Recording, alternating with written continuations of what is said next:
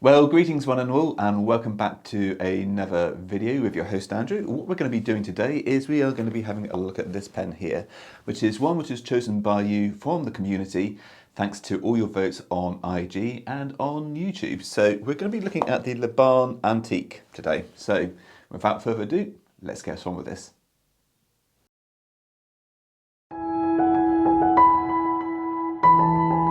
Right, ladies and gentlemen, so the Laban Antique 2. So first off, I want to say a massive thank you to Cult Pens for sponsoring this video.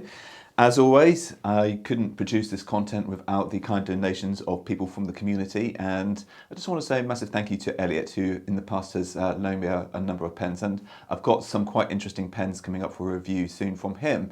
So yes, I'm really looking forward to having a look at this pen in more depth today. The Laban Antique 2 is a really beautiful pen, and what I'm going to do, I'm going to unbox this pen with you today. Okay, I've got a more sort of artistic, I guess, video from last week, but what we'll do today is we're going to go through this and we're going to go over to the table and we'll unbox it together, and we'll talk a bit more in depth about what you get with your packaging. Right, ladies and gentlemen, so here we go. We've got the Laban Antique 2, and if I just take the packaging open, we've got a really nice cardboard box, and here is the pen. Normally it would be presented in a plastic wrapper, but for the sake of this review, everyone's seen a plastic wrapper, so let's just take this out and have a look. Okay, so we've got the pen. Comes with a nice matching sticker, and then if we take the pen pillow off, we've got a few other items underneath as well. We've got a nice little bookmark, and we've also got the warranty guide, and we've got some silica gel in there as well. Normally you would also get a little sticker on the outside designating what your actual nib grade is. There isn't actually any indication on the outside box, so it's you have to make do with what you get on the actual pen wrap itself, or the pen condom, as Pen Boy Roy refers to it as. So let's put all that back together, and we'll have a closer look at the Laban Antique 2. Okay, ladies and gentlemen, so what I'm going to do to start with, I'm going to provide you with the dimensions for this pen. Wonderful. Okay, now I want to say a massive thank you to Cult Pens for loaning this pen to me again. And if you are interested in making a purchase on this pen, do consider using Pen Friends UK 10 at checkout. That will score you 10% discount, and I think that will make it a very handsome proposition for a pen like this, if you so choose to use so. So let's start from the top and work our way down. So on the top we've got this very nice sort of antique gold dome for the finial. And then we've got this hinge which sort of extends all the way down and then onto the front. It's a very functional clip as well. It does fit into a breast pocket with no problems whatsoever, like so. And depending on how deep your pockets are, it will post a little bit deeper. So that's very functional. Onto the actual cap itself, we've got matching pinstripes both on the barrel and on the cap.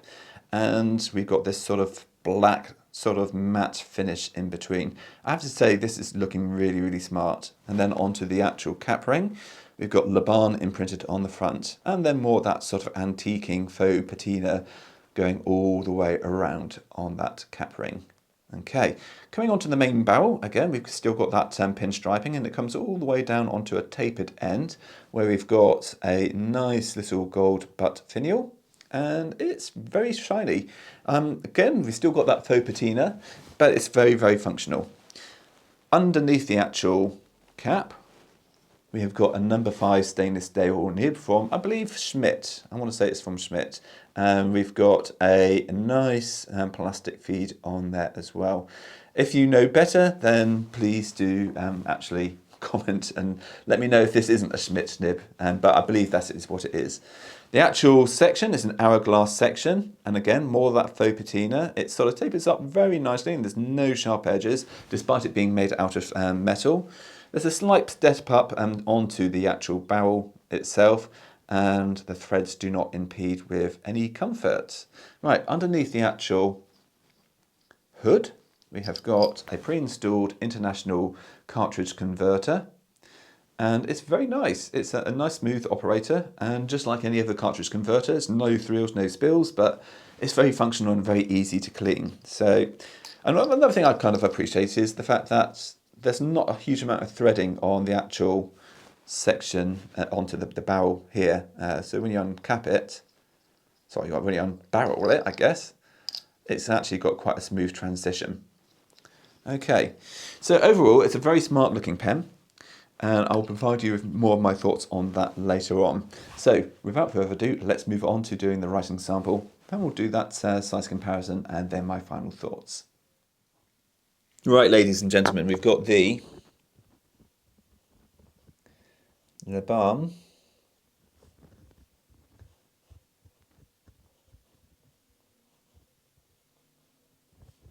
Antique 2. And the paper we're using today is Rhodia, and this is a fine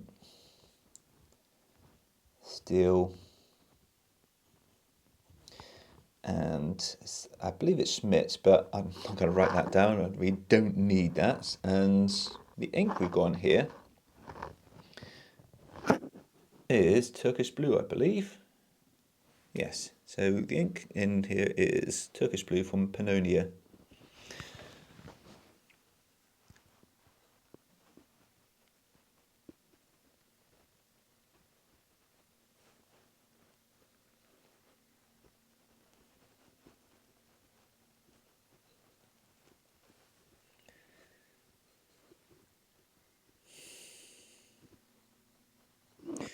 Lovely, and in this fine steel nib it writes absolutely beautifully. I've found that this pen does actually work a lot better on other papers, especially things like Tomoe River and even the Ayush paper. It's a lot better. And I've also got some Cosmo Air Light coming in the post from Yoseka in America, so I'm very much looking forward to receiving that at some stage. So let's carry on with writing out the Quick Brown Fox.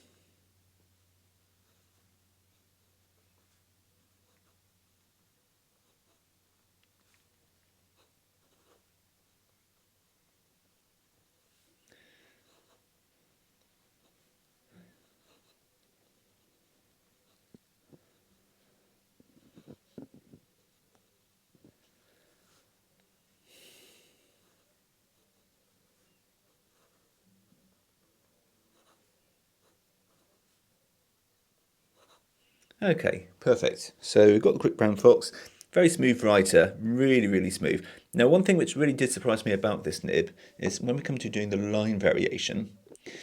So we start off with a nice fine line, and you can actually get a little bit of line variation out of this. Not a huge amount, but enough to make it actually quite easy to spring the nib.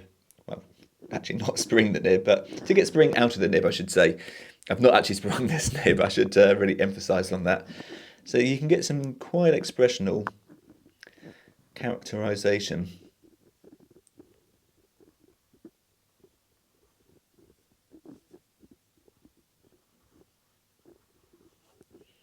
With not too much pressure whatsoever. So yeah, I mean, it's not going to set the world on fire, but it is still very expressional. Now, another thing I should note is that the actual pen is quite wet for a fine. So that's just one pass. Do a couple of passes. And there we go. So it's pretty good. It's pretty wet. Now work reverse right. Yep, and it's the smoothest reverse writer I have used to date. So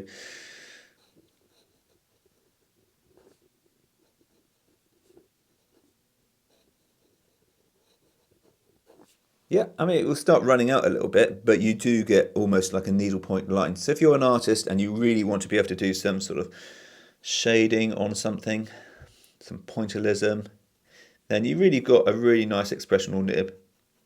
And as you can see, we're getting some very fine lines there. Absolutely fantastic. Okay, so let's now move on to doing a size comparison and then my final thoughts. Okay, ladies and gentlemen, so starting from the left, we have got a Pelican M600 in tortoiseshell red, then we've got the Laban Antique 2, then we've got the Laban 325 Green Forest, which will be coming up for a review next week. Then we've got the Santini Libra and Ambra, then we've got the Tamenuir Studios Coronuri, and then we've got the Amalfi from JP Pens. So it's a reasonable size pen. It's not the biggest pen in the world, and certainly when you look in comparison with the Laban, which is coming up for a review next week, it is smaller. But it's very comparable to the M600 and the Tamenuir Studios here. So it's a nice size pen. Certainly, definitely on the more slender side, and even the M600 is actually a little bit more girthier. So let's get these uncapped very quickly.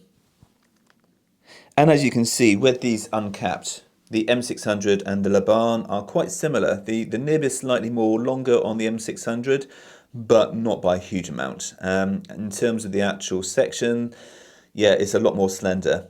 So if you don't get on well with small pens, this might not be something which you want to consider.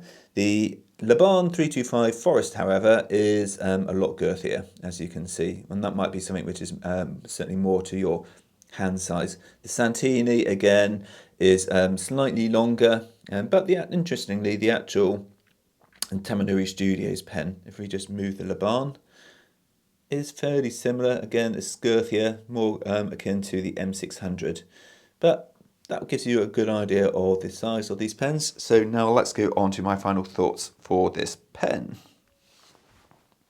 Okay, ladies and gentlemen, so the Laban Antique 2. Let's go over the parts of the pen which I really enjoy, and then I'll talk about some things which could be improved. So, I think this pen is so stylish that if you put a snow cap on the top of it, you would be looking at probably about 4 or 5 times the price, especially if you put a little gold nib on there. And I think that really does show credit to Laban in terms of its actual styling for this pen. It does have that real sort of antique 1920s vibe to it. It's a bit of Art Deco going here on the actual cap with this sort of domed cap and this hinge. Not too dissimilar to the Wool Evershop Skyline in that respect.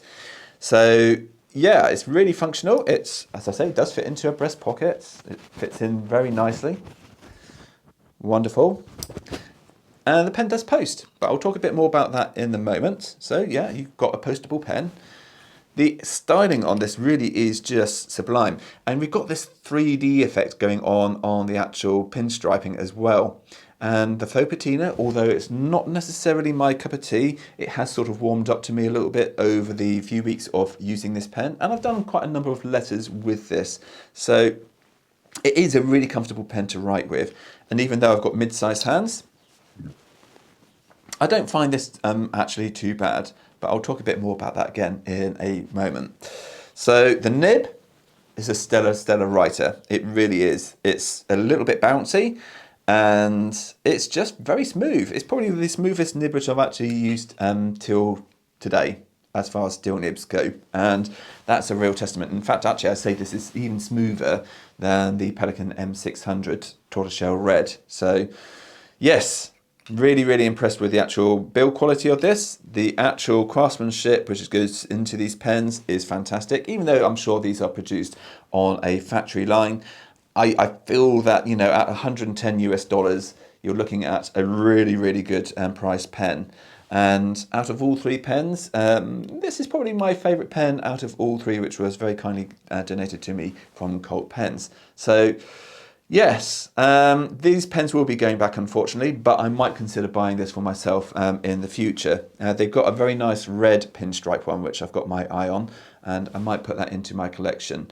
It's just a really beautiful, well put together pen.